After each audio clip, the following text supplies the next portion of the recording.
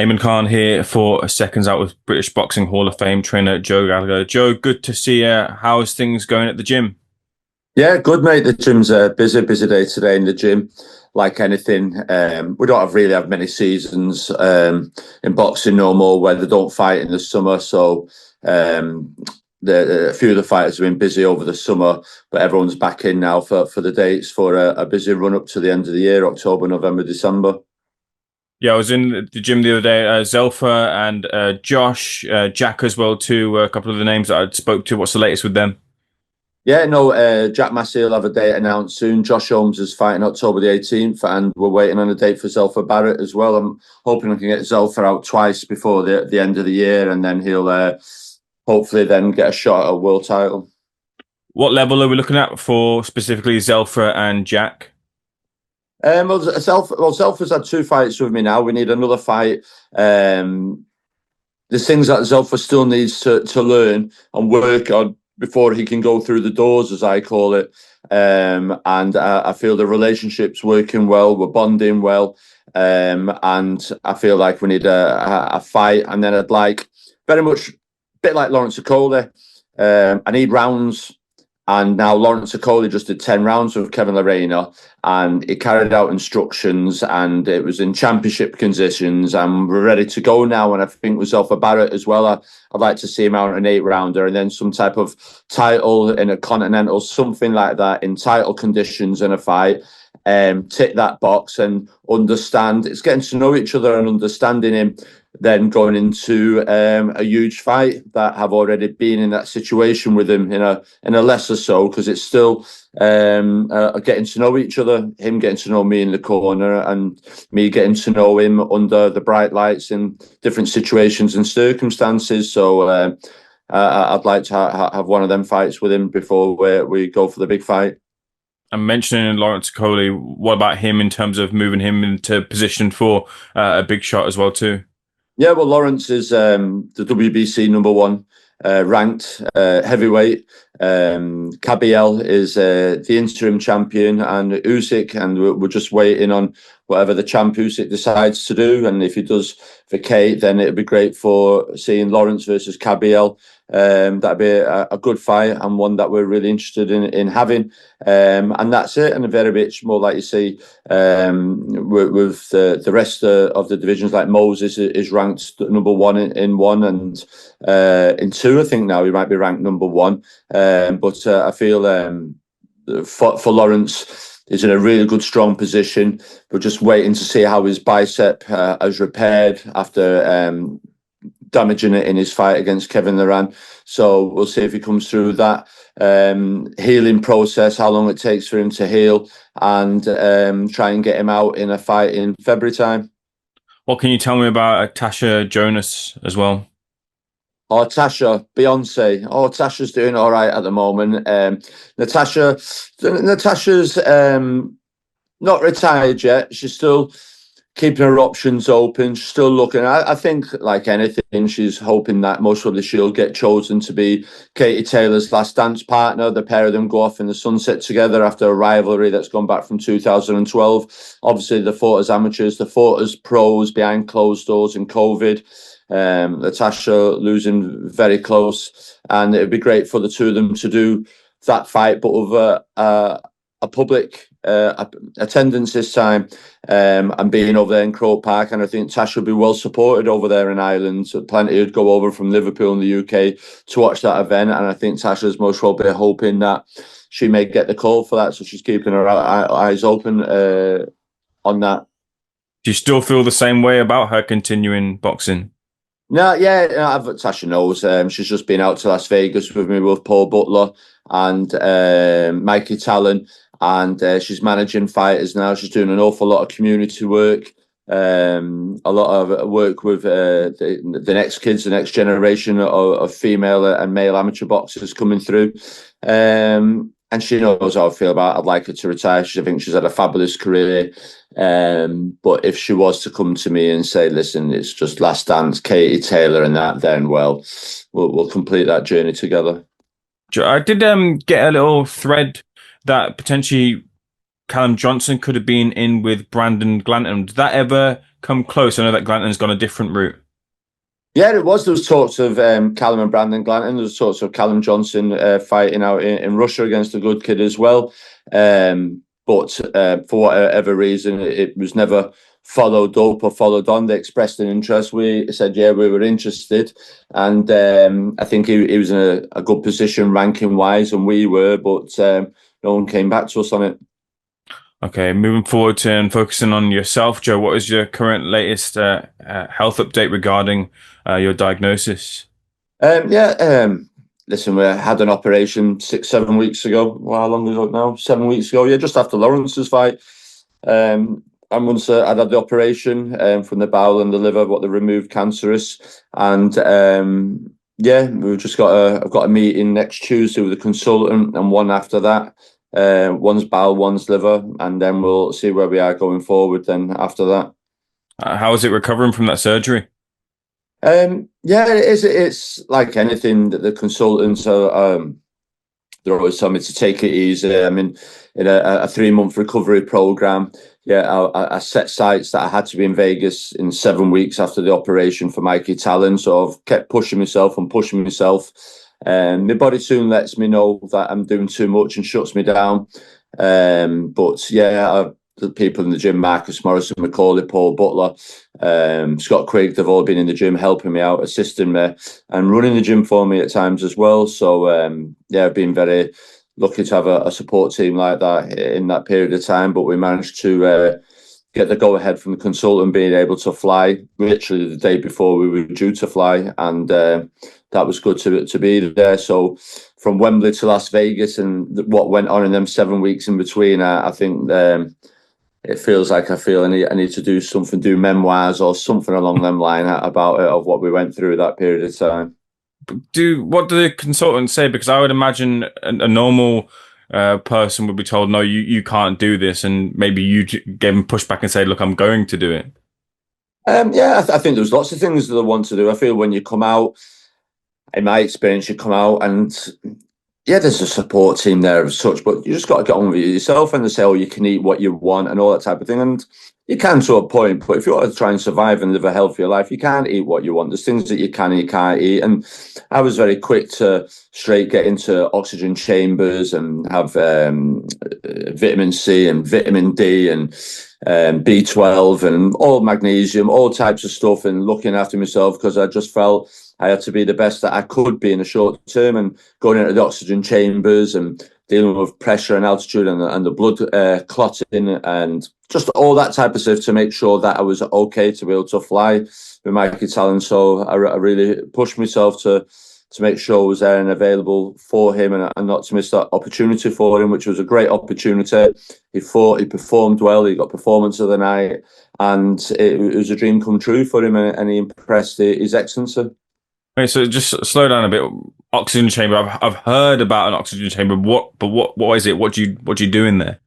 Well, it goes like I say, going to when I was in hospital, my oxygen levels weren't quite that good. Obviously, I was on a low residue diet. I wasn't allowed to have any vegetables and greens and stuff like that. So oxygen levels weren't the best. But it's going to the chamber, and like I say, it was at altitude and so much pressure to deal with, and I was using it obviously for the oxygen and for the breathing and pumping into me, but also getting the body used to flying at altitude and used to it, instead of a case of was people saying about flying and blood clotting and that type of thing. So I did a good few sessions of that to make my body accustomed to that. So when I did fly, so yeah.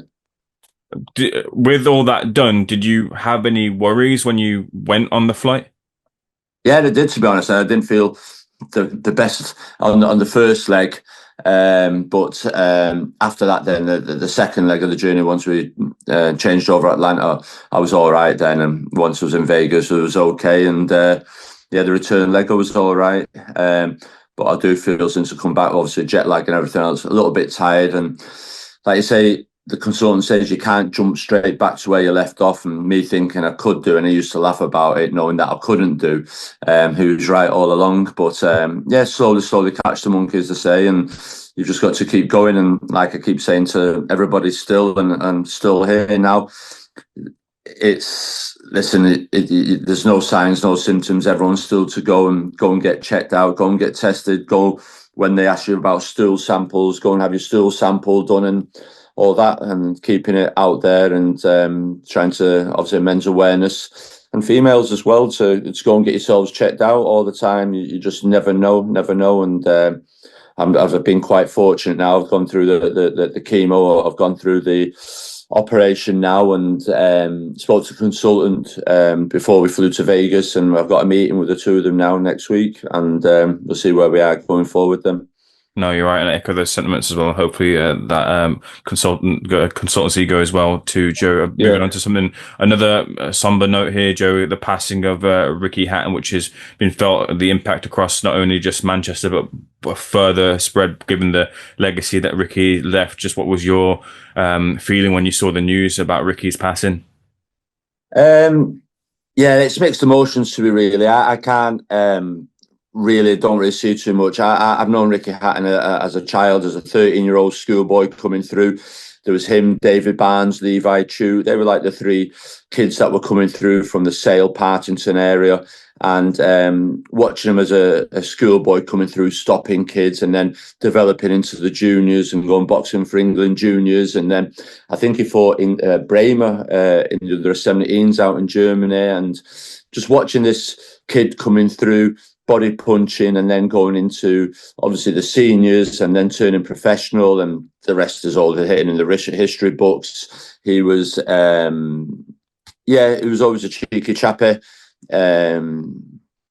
Always gave it his all in there, was fearless in there, and you've seen that obviously in the fights that he's had with Costa Tszyu, Jonathan Thaxton, Eamon McGee, and then obviously when it went onto the world stage and moved up a division to welterweight to fight your Calazzos, Mayweathers and Pacquiaos, and people forget that he moved up to welterweight, their divisions, to fight them, and not in his own division like welterweight. So it's it's a very sad time for him, his family, his children, and people in and around him, and his manager who looked after him for years, Paul Speak. Thoughts and prayers go out to all the Hatton family and Paul Speak as well. Yeah, his legacy will live long in the memory of boxing fans and fans worldwide. Those who are trying to cement their legacy, Chris Eubank Jr. and Conor Benn, they're back in the ring again soon. We saw the press conference where Chris Eubank Jr. laid out a number of grievances he had about the promotion going off the back end of that first fight. I wonder if you caught that, and what did you think about what Eubank Jr. had to say about his grievances?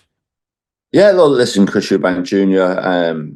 He's never short of a word or two, and neither is Eddie Hearn. And it's good viewing with watching the two of them going at it.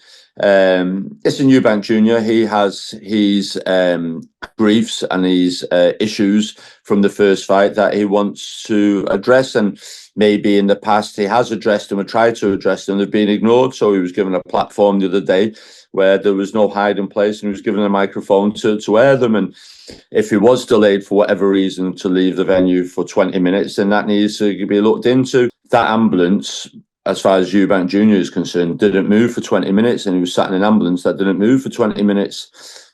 The people didn't open the gates or whatever it was. But if somebody was going to try and come in the gates, who does that person phone to say, are these people allowed in these gates? Well, it's that same person they phoned that will be allowing them to go out the gate. So whoever that person is, whether it's the head of security, the head of the event organizer, the venue holder, whoever, they're the type of questions that need to be asked. And I can feel Eubank Jr.'s, I wouldn't say pain, anger, that they were made to wait for 20 minutes. Obviously, you've got to understand the reflection of the Eubanks, of the dad, being in a situation with Michael Watson and the ambulance and everything else at the time, that if they'd got him there quicker when he left White Hart Lane that time.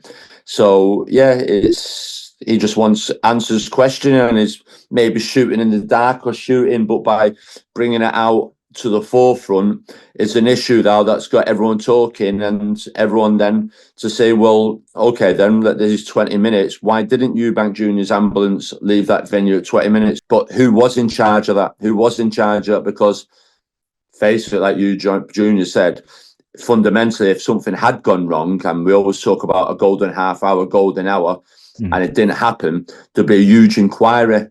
And in that inquiry, it would be found out who didn't let them gates open or didn't let that ambulance out the gate. And because nothing didn't happen shouldn't mean there isn't an inquiry why that Eubank Jr. ambulance didn't move for 20 minutes. But that's Eubank Jr.'s side.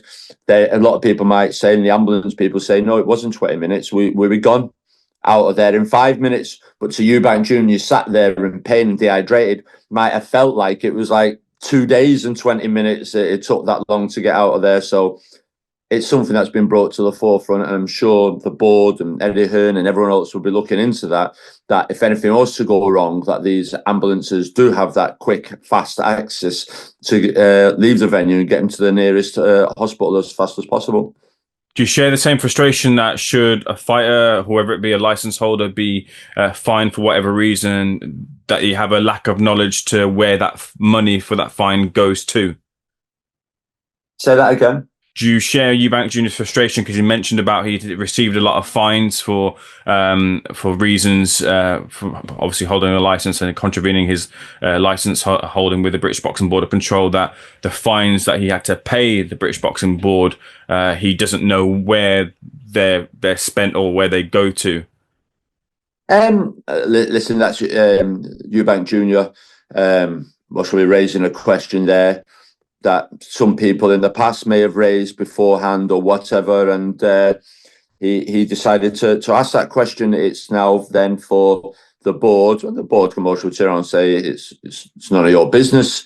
The board may then say, well, yes, Robert Smith will quickly come out and say, yes, we do this, we send money for this, we do people who have fell on hard times. And I know the board do that. There is fighters in the past that they've reached out and helped and paid to help some cost here and some costs there. So I'm aware that does happen and has happened to some fighters, not necessarily saying all the fighters, because I don't think generally, as far as I'm aware, there's all that money in the pot to be able to spread it around to each and every individual. But them things do happen. So yeah, that'll be interesting to see what comes from that. The other thing is that it seems to be the sentiment that Eubank Jr. might not adhere to the rehydration clause and might come in at whatever he likes and just take whatever fine he has to give to their other side. Do you think that's the course of action that will see him get the victory again the second time round? I think the board, personally myself, should step in here and say, listen, if this is the case, we've got a fighter there that was in an ambulance, that was on a drip and was under seriously thinger. Yeah, he's made 160 for so many years, but that's why a lot of people move up in weight and they struggle and they get older. The metabolism is fast. And yeah, Eubank Jr. Can't make weight, or it does make weight, but you can't then say you can't put on what you wanted to. You're just in Canelo Crawford, and they made a good point the other day. Crawford didn't say to Canelo, you can't be no more than that afterwards. If you're going up to fight the best, you want to fight the best, and you want to fight him at his best. And I think Conor Benn and them and all that fighting Eubank Jr. Well, you want to be the best Eubank Jr., not a drained, depleted Eubank Jr. Yeah, he's killing himself to make the weight, but let the fella go and put on what he needs to go on. And there's warning signs there, and it's out there for everyone to see. After the first fight, Eubank Jr. was severely dehydrated and was in hospital on a drip. And if lessons aren't learned from that, and this is where the board needs to say, listen, the fight can be made. And if Eubank Jr. does make 160 or fails it, great. But we're not putting no clause on him on what weight he can be the next day. That's ridiculous. We want him to be hydrated fully and going into that fight fully hydrated and the best version of himself, not a depleted version of himself. Because some might say, bleeding hell, we were lucky that time. He only ended up. What happens if we force that fella to do it again, have another hydration clause, and the situation becomes worse than it was last time? You've all had a warning. Should be no clause in this. If he makes a weight, it makes a weight, but don't put a hydration clause on him. Yeah, they did it before. Yeah, and we got away with it. we've only been in hospital for 24, 48 hours on a drip. Who's to say he would do next time? Let the fella eat and hydrate, for God's sake. I kind of look at this at both angles because at one side you're saying we see Chris Eubank Jr. as the one who's being detrimented by this, and Conor Benn and his team being the ones who, if you want to say quote unquote the bad guys in the situation, but they've thrown out that clause with the financial reward to it. But just as much as Eubank Jr.'s team have then accepted that, if there was a real problem with it, should they not be contesting the clause in there and trying to come to the table to change that the second time round? Well, I think it's been mentioned in the past, but as everyone keeps saying, it was signed for before the first fight. And that's why I'm saying to you, this is where the British Border Control needs to step in and go, I don't care what's put down on legal terms. I don't care what was agreed in a 2-fight deal. We're looking at this after the first fight now and going, listen, this can't be right. We can't have one of our boxers in a hospital on a drip, severely dehydrated. So I don't care what's written in that contract. Yes, there'll be a fine or a penalty if he fails weight. But as far as hydrating, that clause has got to go. We're looking after the welfare and the well-being of our boxers here. And if we don't step up and intervene here and anything happens, we've got ourselves to blame. Fair enough, Joe. Moving on to that one final thing you talked about, Terence Crawford and his great victory over Canelo Alvarez. Did you expect him to do it the way he did against Canelo? I always was aware, listen, Terence Crawford's a very skilled fighter. I thought Canelo personally beforehand might have won. I just thought a motivated Canelo, huge fan of Canelo, obviously being in the opposite corner twice to him before. I just thought the size, the power, and a motivated Canelo would have been enough.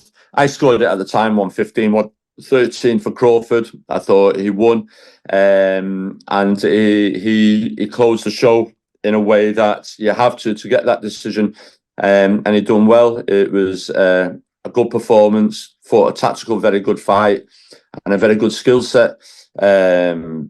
What Canelo chooses to do now, continues to box or have a rematch, remains to be seen. Crawford's the older person, but as you can see, the rounds and rounds of fights that Canelo's been in, maybe starting to take wear and tear on him a little bit. Maybe he can't pull the trigger as much as he used to be, and where Crawford hasn't had them, no disrespect, wars of what Canelo had with Triple G and other fights along the way in his career. Do you understand? And yeah, it was a good fight. It was a good spectacle. It was a good event, a good production.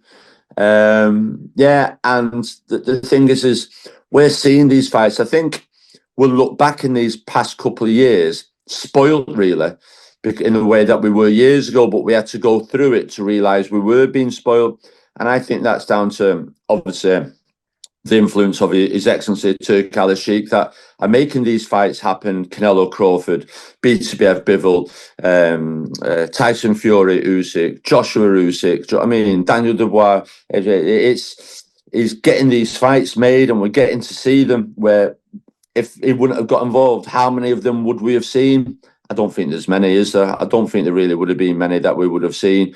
So it'd be interesting now to see the other big fights that we all want to see them being made, and it'll be interesting time again now over the next 18 months and another Riyadh season approaching in Saudi. The big fights, as I said, we've got Yard versus Benavidez coming up, and big fights that, and to top it off at the end of the middle of next year, will Riyadh season end with a Joshua return to the ring, a Tyson Fury return to the ring, a Usyk big fight? We don't know, but I do feel we are living in a bit of a golden era now with all the big fights being made. What are those big marquee fights you're looking for? Because right now on the slate are Jake Paul, Tank Davis, and this Floyd Mayweather versus Mike Tyson thing that's going on. Yeah, but obviously them fights, that's very much, I would say, a crossing over of misfits, isn't it? Do you understand? The misfits and what they're doing and boxing. But I always look at them type of fights as like England does that charity England 11 versus rest of the world football competition, and that's how I view that type of thing. It's not boxing series; it's a football match, and the winners aren't really the World Cup winners, or they're not really the Premier or European champions. Do you know what I mean? And it's the same in them type of things. Although Jake Paul, you got to give credit to him in the fact that how he's come into the sport, where he's come from, he's dedicated himself to it. The setup, the MVP, the promotional side, the viewing figures he's attracting. He's putting on some good events. The Katie Taylor event with Serrano, him, Mike Tyson. All that time he's attracting eyeballs to the sport. And at a time when the sport was under threat from the UFC and everyone saying boxing was dying, you've just mentioned there the eyeballs that are on the sport, whether it be on Netflix or it be in DAZN. The people are tuning in and watching the boxing, and I think, as you said there, the big marquee names that are still to be made now. Where does Crawford go next? What happens with Benavidez? Do you understand the heavyweights? Does Usyk give up the belts, and then we have like a little tournament of all the heavyweights that has got to go on and fight? Do you understand? There's some really big. Nick Ball, does he fight in New Age? Do you know what I mean? There's really good for the tank after Jake Paul. Does he fight Shakur Stevenson? There's big fights. Errol Spence coming back. Do you know what I mean? There's big fighters, and there's big fights still to be made. Okay, hopefully we get to see those on the slate. Joe, appreciate your time. Thanks for being to Seconds Out. Looking forward to seeing you back in person as well too. Cheers. Yeah, no problem. Thank you. Cheers, mate. Thanks. Cheers.